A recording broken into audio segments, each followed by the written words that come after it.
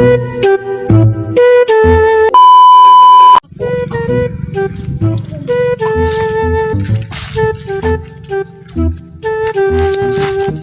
na napaghanap yun ay. Dahil kalating araw na, mga palimang araw na, isang linggo na yung taon na yun. Oh, magsigising ang mga tao. Gising kayo.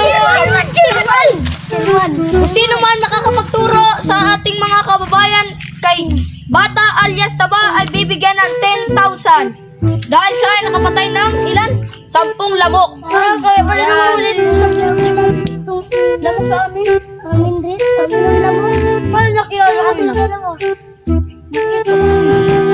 Si ano? Taba si Taba Bata. Ano nandun nata? Nakita ko ulit yung nagdalo. Samahay daw kami doy. A few inches later. Ay, nandiyan sila Kirman. Bata mo sa sagingan. Nahanap pa naman ako yun. Ay, tanda na.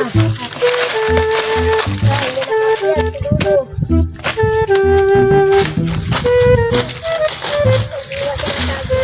One eternity later. Lumabas ka na alias Bata and Taba. Wala yun.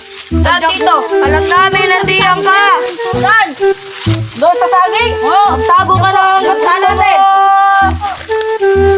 Taba! Madulas pala din yung mga bata.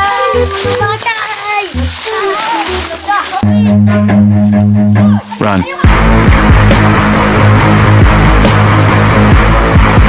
2 hours later. Hoy! Sila! Alias Bata and Taba. Kinakasuhan ka namin ng murder sa pagpatay ng aming mga lamok. Hoy, ang piyak ko! Tira namin! Uy, tira na! Ate, doon takaw mo! Huli ka na sa kasong murder. Wala yun. Huli na po si alias Taba and Tababa. Justin Taba. Sa kasong murder, nahuli na siya. A few moments later.